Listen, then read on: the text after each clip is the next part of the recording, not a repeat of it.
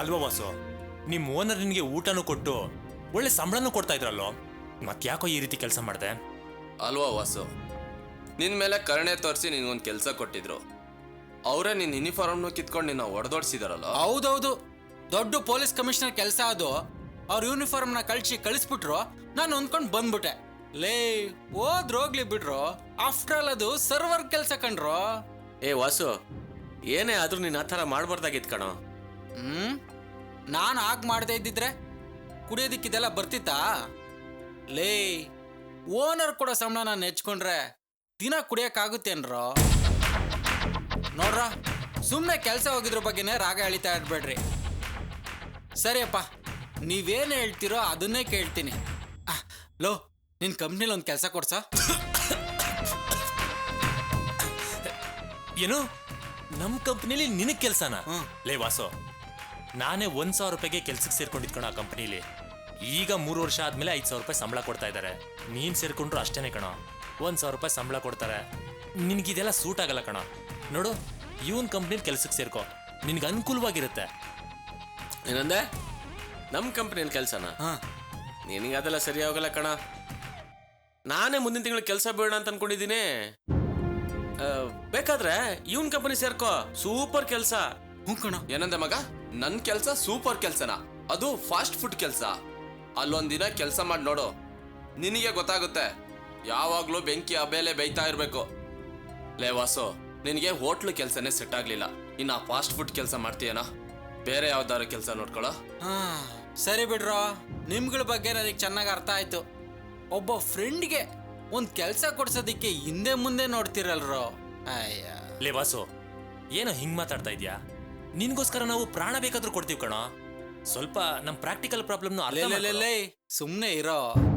ಹೌದು ಕಣೋ, ನೀ ರೇವತಿನ ಲವ್ ಮಾಡ್ತಿದ್ದಾಗ ನಿನಗೆ ತೊಂದರೆ ಆದ ಕೂಡಲೇ ನಾವೇ ತಾನೇ ಮುಂದೆ ನಿಂತು ನಿನಗೆ ಮದುವೆ ಮಾಡಿಸಿದ್ದು, ಅದನ್ನ ಜ್ಞಾಪಿಸ್ಕೊಳ್ಳೋ.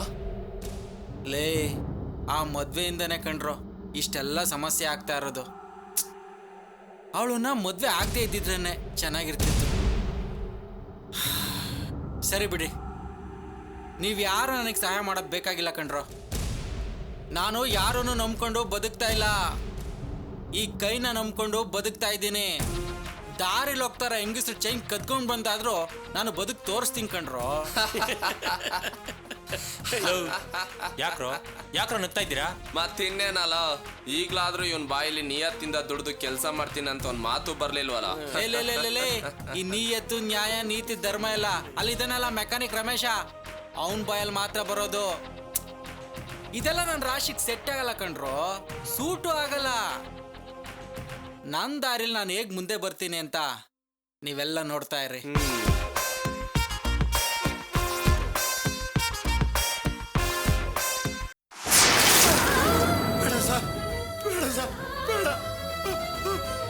ಏಯ್, ಆ ಡ್ರೈವರ್ನ ಕೊಲೆ ಮಾಡೋದಕ್ಕೆ ಆ ಜಗಳನೇ ಕಾರಣನಾ? ಇಲ್ಲ, ಆ ಡ್ರೈವರ್ಗೂ ನಿನ್ನ ಹೆಂಡತಿಗೂ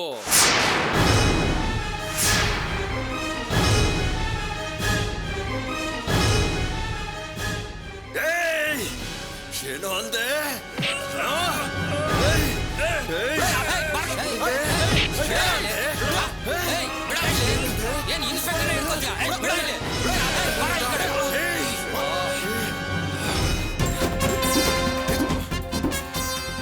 ಏಯ್, ನನ್ನ ಮೇಲೆ ಕೈ ಮಾಡ್ತೀನಿ ನೀನು? ಏಯ್, ಇಟ್ಕೊಳ್ರ ಇವನ್ನ. ಇಟ್ಕೊಳ್ರ. ನಾನು ಯಾರು ಅಂತ ಇವನಿಗೆ ಇವತ್ತು ತೋರಿಸ್ತೀನಿ.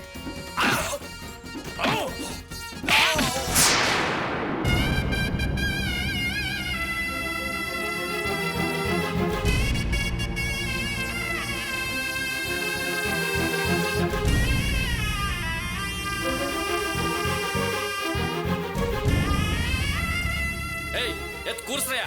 ಎದ್ದೇಳ. ಏಯ್, ನಿನ್ನಿಂದ ನಿಜಾನ ಹೇಗ್ ಬಾಯ್ ಬಿಡಿಸ್ಬೇಕು ಅಂತ ನನಗೆ ಚೆನ್ನಾಗಿ ಗೊತ್ತು. ನಿಜ ಹೇಳ, ಹೇಗ್ ಕೊಲೆ ಮಾಡ್ದೆ? ಯಾವ ಆಯುಧದಿಂದ ಕೊಲೆ ಮಾಡ್ದೆ? ಕಾಡಿಕ್ಕಿಲಿ ಡೆಡ್ ಬಾಡಿ ಇಟ್ಕೊಂಡು ಎಲ್ಲಿ ಸುಟ್ಟಾಕ್ಬೇಕು ಅಂತ ಹೋಗ್ತಿದ್ದೆ? ಹೇಳ. ನಾನು ಕೊಲೆ ಮಾಡಿಲ್ಲ. ಡಿಕ್ಕಿಲಿ ಆ ಡೆಡ್ ಬಾಡಿ ಹೇಗೆ ಬಂತ ಗೊತ್ತಿಲ್ಲ. ಹೇಳಿದ್ದೀನಿ, ಮತ್ತೆ ಮತ್ತೆ ಬಗಳ್ತೀಯ? ಮಗಳ ಒಂದು ಕೊಲೆ ಮಾಡಿ ಡೆಡ್ ಬಾಡಿನ ಕಾರ್ ಡಿಕ್ಕಿಲಿ ಇಟ್ಕೊಂಡು ಸ್ಟೇಷನ್ಗೆ ಬಂದು ಒಳ್ಳೆ ತರ ನಾಟಕ ಆಡ್ತೀಯ. ಎಷ್ಟು ಧೈರ್ಯ ಇರ್ಬೇಕು ನಿನ್ಗೆ? ಏಯ್ ಹೇಳೋ ಹೇಳೋ, ಯಾಕೆ ಕೊಲೆ ಮಾಡ್ದೆ ಹೇಳೋ? ಏಯ್ ಚರ್ಮ ಚರ್ಮ ಸುಳಿರಿ. ಸರೋಜ ಚರ್ಮ ಜಜ್ಜು. ಜಜ್ಜಿ. ಜಜ್ಜಿ. ಜಜ್ಜಿ.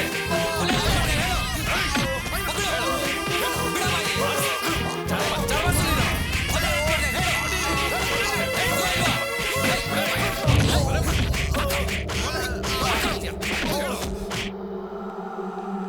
ಇನ್ಸ್ಪೆಕ್ಟರ್ ಇದಾರಾ? ನನ್ನ ಕ್ಲೈಂಟ್ ರಮೇಶನ್ನ ಜಾಮೀನು ಮೇಲೆ ಬಿಡಿಸ್ಕೊಂಡು ಹೋಗಕ್ಕೆ ಬಂದಿದ್ದೀನಿ. ಒಂದ್ ನಿಮಿಷ ಇರಿ. ಅಯ್ಯೋ ದೇವ್ರೆ, ಮೊದ್ಲೇ ಒಂದ್ಸಲ ಪೊಲೀಸ್ನವ್ರ ಕೈಯಲ್ಲಿ ಸಿಕ್ಕಾಕೊಟ್ಟು ಸತ್ತು ಬದುಕ್ ಬಂದಿದ್ರು, ಮತ್ತೆ ಹೀಗಾಗೋಯ್ತಲ್ಲ. ಸರ್ ಇವ್ರ ಹೆಂಡತಿ ಲಾಯರ್ನ ಕರ್ಕೊಂಡು ಬಂದಿದ್ದಾರೆ ಸರ್. ಆರ್ತಿ ನಡೀರಿ. ಸರಿ ಸರ್. ಏಯ್ ಏಯ್ ಏಯ್ ಹೇಳೋ ಹೇಳ ಮೇಲೆ. ಏಯ್ ಮರ್ಯಾದಿಂದ ನಿಜ ಒಪ್ಕೋ. ಲಾಯರ್ ಬಂದಿದ್ದಾರೆ ತಪ್ಪಿಸ್ಕೋಬಹುದು ಅಂತ ಏನಾದ್ರೂ ನಿಜ ಹೇಳಲಿಲ್ಲ ಅಂದ್ರೆ ಆ ಲಾಯರ್ ಮುಂದೆ ನೀನ್ ಚರ್ಮ ಸುಲ್ಬಿಡ್ತೀನಿ. ಚರ್ಮ.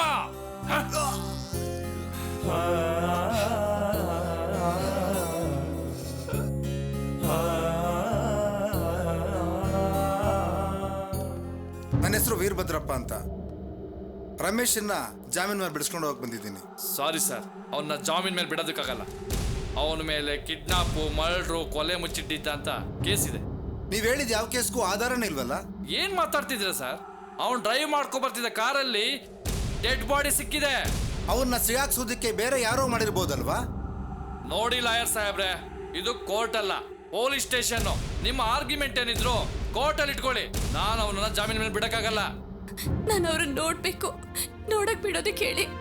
ವೀರಭದ್ರಪ್ಪನವ್ರೆ, ಅವ್ರಿಗೆ ರಮೇಶನ್ ಹೊರಗಡೆ ಕರ್ಕೊಂಬರೋದಕ್ಕೆ ಹೇಳಿ. ನಾನು ನನ್ನ ಕ್ಲೈಂಟ್ ಹತ್ರ ಮಾತಾಡಬೇಕು, ಅದಕ್ಕಾದ್ರೂ ಪರ್ಮಿಷನ್ ಕೊಡ್ತೀರಾ? ಏ ನಾರಾಯಣಪ್ಪ, ಅವನ ಶರ್ಟ್ ಹಾಕ್ಸ್ಕೊಂಡು ಕರ್ಕೊಬಾರಯ್ಯ.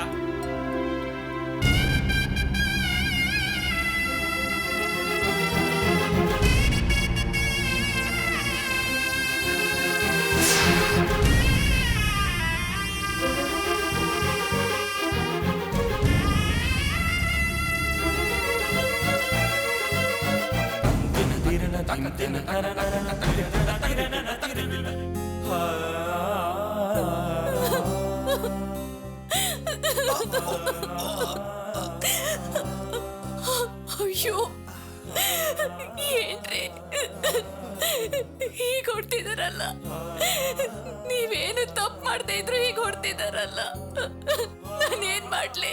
ಅಯ್ಯೋ ಅಯ್ಯೋ. ಏನ್ರಿ ಒಬ್ಬ ಅಕ್ಯೂಸ್ ಕೊಡ್ದಾಗ ಹೊಡೆದಿದ್ರಲ್ರಿ? ರೇ, ಅವನ್ ಅಕ್ಯೂಸೇ ರೀ. ಅದು ಸಾಧಾರಣವಾದ ಅಕ್ಯೂಸ್ ಅಲ್ಲ. ಒಂದು ಕೊಲೆ ಮಾಡಿ ಅದನ್ನ ಮುಚ್ಚಿಡಕ್ ನೋಡ್ದೋನು. ಇವನಿಂದ ನಿಜ ಬಾಯ್ ಬಿಡ್ಸೋದಕ್ಕೆ ಇನ್ನೇನ್ರಿ ಮಾಡ್ಬೇಕು? ನೋಡ್ರಿ, ನಾನು ಮತ್ತೆ ಹೇಳ್ತಿದ್ದೀನಿ, ಅವರು ಅಪರಾಧಿ ಅಲ್ಲ. ಸಂದೇಹದ ಮೇಲೆ ಅವ್ರನ್ನ ಅರೆಸ್ಟ್ ಮಾಡ್ಕೊಂಡ್ಬಂದು ಇಟ್ಕೊಂಡಿದ್ದೀರಾ. ಒಬ್ಬ ಅಪರಾಧಿಗೂ ಕೂಡ ಹೊಡಿಬಾರ್ದು ಅಂತ ಕಾನೂನಲ್ಲೇ ರೂಲ್ಸ್ ಇದೆ. ವಿಚಾರಣೆಗೆ ಅಂತ ಕರ್ಕೊಂಡ್ಬಂದು ಹ್ಯಾಕ್ ಸರ್ ಹೊಡೆದ್ರಿ ಅವ್ರಿಗೆ ನೀವು? ನಾನು ಇದನ್ನ ಸುಮ್ಮನೆ ಬಿಡೋದಿಲ್ಲ. ಸರ್, ಅವ್ನು ನಿಜ ಒಪ್ಕೊಂಡು ಹೇಳಿಕೆ ಕೊಟ್ಟಿದ್ರೆ ನಾನು ಯಾಕೆ ಹೊಡಿತಿದ್ದೆ ಸರ್? ನಿಜ ಬಾಯ್ ಬಿಡ್ಸೋದಕ್ಕೆ ಇದೊಂದೇ ದಾರಿ ಇರೋದು. ನೋಡೇ, ನಮಗ್ ಟ್ರೈನಿಂಗ್ ಅಲ್ಲಿ ಅದನ್ನೇ ಹೇಳ್ಕೊಟ್ಟಿರೋದು. ನೀವೇನ್ ಬೇಕಾದ್ರೂ ಮಾಡ್ಕೊಳ್ಳಿ, ನಾನ್ ನೋಡ್ಕೋತೀನಿ. ರೈ, ಒಳಗಡೆ ಹಾಕ್ರಿ ಅವನ್ನ. ಸರ್, ಇವ್ರನ್ನ ಬಿಡಕ್ ಹೇಳಿ ಸರ್, ಇಲ್ಲಾಂದ್ರೆ ಹೊಡೆದೇ ಸಾಯಿಸ್ಬಿಡ್ತಾರೆ. ಈಗ ಅವ್ರನ್ನ ಜಾಮೀನ್ ಮೇಲೆ ಬಿಡ್ತಿರೋ ಇಲ್ವಾ ರೀ? ರೈ, ಬಿಡಕ್ಕಾಗಲ್ರಿ. ನಿಮ್ದೇನಿದ್ರು ಕೋರ್ಟಲ್ಲಿ ನೋಡ್ಕೊಳ್ರಿ. ರೈ, ಒಳಗಡೆ ಹಾಕ್ರಿ ಅವನ್ನ. ನಡಿಯಯ್ಯ, ಸರ್, ನಡಿ ಒಳಗೆ. ರೀ, ರೀ, ಬಿಡಿ ಅವ್ರನ್ನ. ದೀನ, ರೀ. ಅರ್ಚನಾ, ನಾಳೆ ಕೋರ್ಟಲ್ಲಿ ನೋಡ್ಕೊಳ್ಳೋಣ, ನೀವು ಬನ್ನಿ. ಹೌದು ಮೇಡಮ್, ನಾಳೆ ಇವ್ರನ್ನ ಬರೀ ಜಾಮೀನ್ ಮೇಲೆ ಅಷ್ಟೇ ಅಲ್ಲ, ಈ ಕೇಸಿಂದಲೇ ಇವ್ರನ್ನ ಬಿಡುಗಡೆ ಮಾಡಿಸ್ಕೊಂಬತ್ತೀನಿ. ಬನ್ನಿ ಮೇಡಮ್, ಧೈರ್ಯವಾಗಿರಿ. ರಮೇಶ್, ರಮೇಶ್, ಧೈರ್ಯವಾಗಿರಿ.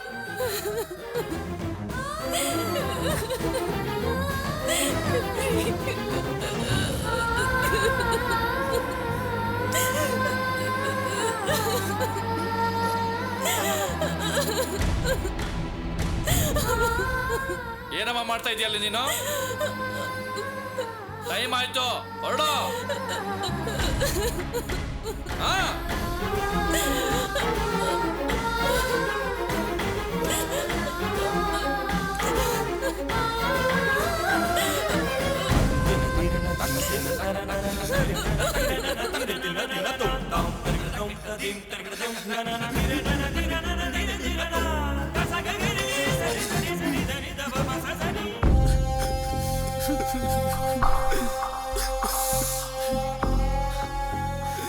ತಂದೆ ತಾಗಿಂತ ಚೆನ್ನಾಗಿ ನೋಡ್ಕೊಂಡು ಈ ಅನಾಥನ ಓದಿಸ್ದಲ್ಲೋ.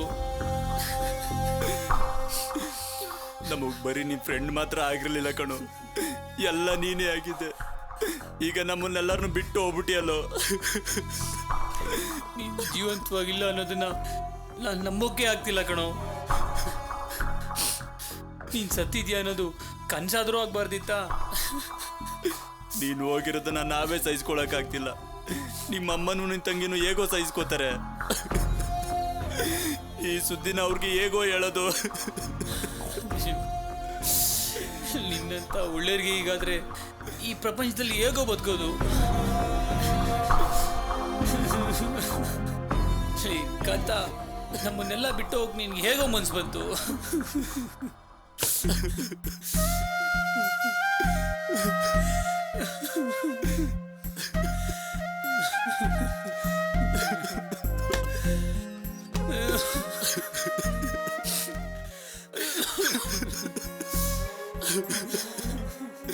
ಲೇ, ನಮ್ಮನ್ನೆಲ್ಲ ಬಿಟ್ಟು ಹೋಗಿ ಹೇಗೋ ಮನಸ್ಸು ಬಂತು ನಿನ್ಗೆ. ಹರೀಶ್, ಸಮಾಧಾನ ಮಾಡ್ಕೊಳ್ಳಿ. ನೋಡಿದ್ರ ನಮ್ ಕಾಂತನ್ ಗತಿನ. ಸಿಸ್ಟರ್ ಸಿಸ್ಟರ್ ಅಂತ ನಿಮ್ಮನ್ನು ಬಾಯಿ ತುಂಬಾ ಕರಿತಿದ್ದ, ಈಗ ಅನ್ಯಾಯವಾಗಿ ಸತ್ತೋಗ್ಬಿಟ್ಟ. ಸಾಧಾರಣವಾದ ಟ್ಯಾಕ್ಸಿ ಡ್ರೈವರ್ ತಾನೆ ಅಂತ ಕಾಂತನ ನಾನು ತುಂಬಾ ಸಾಧಾರಣವಾಗಿ ತಿಳ್ಕೊಂಡಿದ್ದೆ. ಆದ್ರೆ ನನಗೆ ಸಮಸ್ಯೆ ಆಗಿ ನಾನು ಪೊಲೀಸ್ನವ್ರ ಕೈಗೆ ಸಿಗಾಕೊಂಡಿದ್ದಾಗ ಕಾಂತ ತನಗೆ ಗೊತ್ತಿರೋರನ್ನ ಕರ್ಕೊಬಂದು ನನ್ನನ್ನು ಕಾಪಾಡಿದ್ರು. ಅಂಥ ಒಳ್ಳೆ ವ್ಯಕ್ತಿಗೆ ಇಂಥ ಗತಿ ಬಂತಲ್ಲ ಅಂತ ತುಂಬ ಸಂಕಟ ಆಗ್ತಾ ಇದೆ.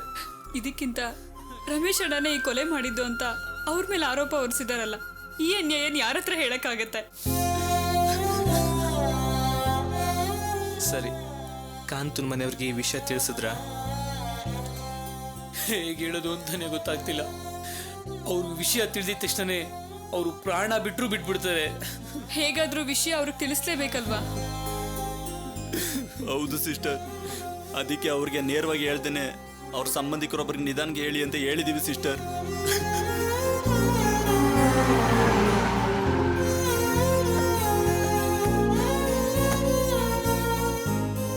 ಅರ್ಚನಾ ಅವರೇ, ದಯವಿಟ್ಟು ಚಿಂತೆ ಮಾಡಬೇಡಿ, ಧೈರ್ಯವಾಗಿರಿ. ನಾನು ನೋಡ್ಕೋತೀನಿ ಅಂತ ಹೇಳಿದ್ದೀನಲ್ಲ. ನಮ್ಮ ಲಾಯರ್ ನಮ್ಮ ಹತ್ರ ಏನು ಹೇಳಿದ್ರು? ಮೊದಲು ರಮೇಶನ್ನ ಜಾಮೀನ್ ಮೇಲೆ ಬಿಡಿಸ್ಕೊಂಬರೋಣ, ಆಮೇಲೆ ಕೇಸ್ ನಡೆಸಿ ಅವ್ರು ನಿರಪರಾಧಿ ಅಂತ ಪ್ರೂವ್ ಮಾಡೋಣ ಅಂತ ಹೇಳಿದಿರ್ತಾನೆ. ಬರಬಾರ್ದು ಪರೀಕ್ಷೆ ಬಂದಿದೆ. ಈ ಪರೀಕ್ಷೆನ ಹೇಗೆ ಎದುರಿಸ್ಬೇಕು ಅಂತ ಮಾತ್ರ ಚಿಂತೆ ಮಾಡಿ. ದಯವಿಟ್ಟು ನಂಬಿಕೆ ಕಳ್ಕೋಬೇಡಿ, ಧೈರ್ಯವಾಗಿರಿ. ನಾನು ನಾಳೆ ಮತ್ತೆ ಬಂದು ಕಾಣ್ತೀನಿ, ಬರ್ತೀನಿ.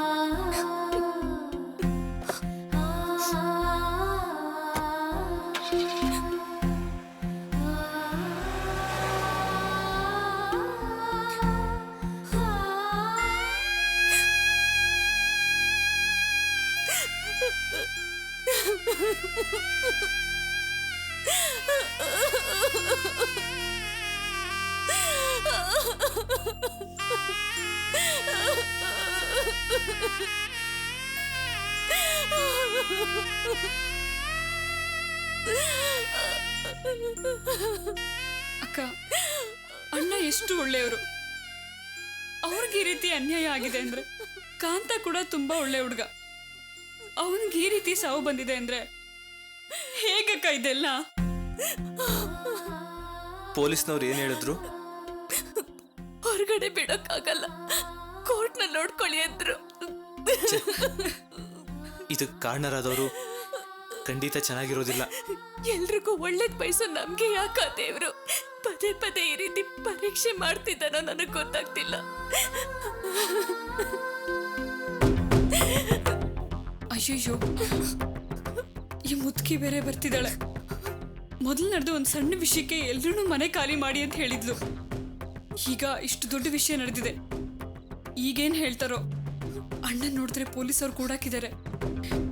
ಈಗೇನ್ ಮಾಡೋದು? ಈ ಎಳೆ ಮಗುನ ಇಟ್ಕೊಂಡು ನೀವೊಬ್ರೇ ಏನಕ್ಕ ಮಾಡ್ತೀರಾ?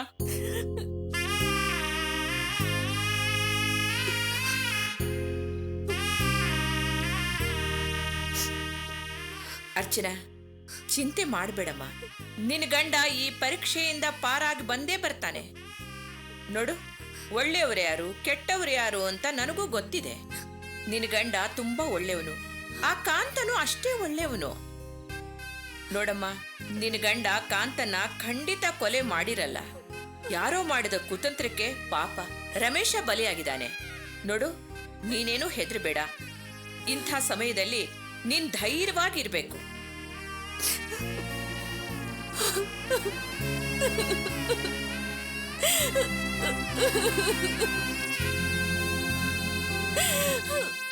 ಅರ್ಚನಾ, ಅಳಬೇಡಮ್ಮ.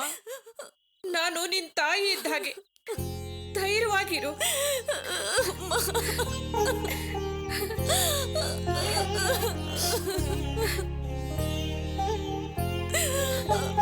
ಅಳಬೇಡ, ಅಳಬೇಡಮ್ಮ.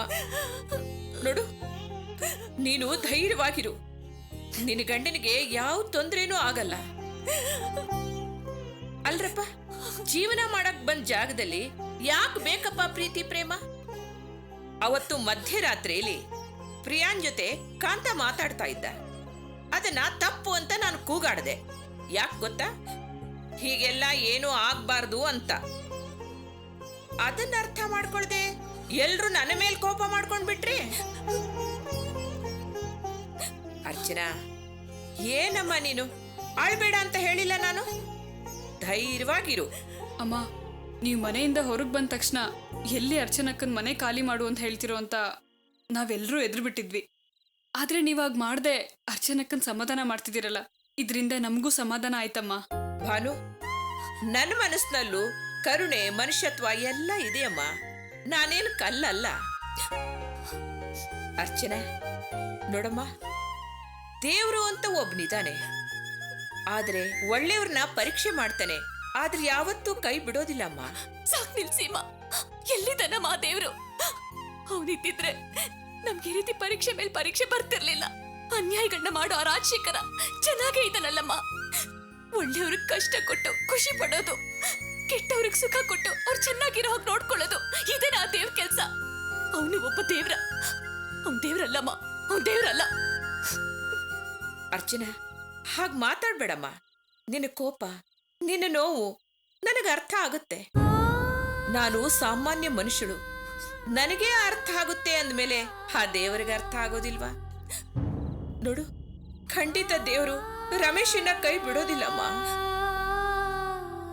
ಭಾನು, ಪಾಪ ಅರ್ಚನೆಗೆ ಏನಾದ್ರೂ ಊಟಕ್ಕೆ ಕೊಡಮ್ಮ. ನನ್ಗೇನು ಬೇಡಮ್ಮ. ಬಾನು, ಮಗುಗೇನಾದ್ರೂ ಕೊಟ್ಟಿಯ? ಹ್ಞೂ ಅಕ್ಕ, ಹಾಲು ಕುಡಿಸಿ ಮಲಗಿಸಿದ್ದೇನೆ.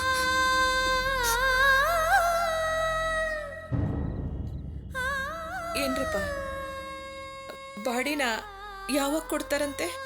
ಅದು ಬೆಳಿಗ್ಗೆ ಪೋಸ್ಟ್ ಮಾರ್ಟಮ್ ಆದ್ಮೇಲೆ ಕೊಡ್ತೀವಿ ಅಂತ ಹೇಳಿದಾರಮ್ಮ. ಪಾಪ, ಈ ಹುಡುಗ ಇಷ್ಟು ಚಿಕ್ಕ ವಯಸ್ಸಿನಲ್ಲೇ ಸಾಯ್ತಾನೆ ಅಂತ ಯಾರು ಅನ್ಕೊಂಡಿರ್ಲಿಲ್ಲ. ಏನ್ ಮಾಡೋದು, ಎಲ್ಲ ಹಣೆ ಬರ.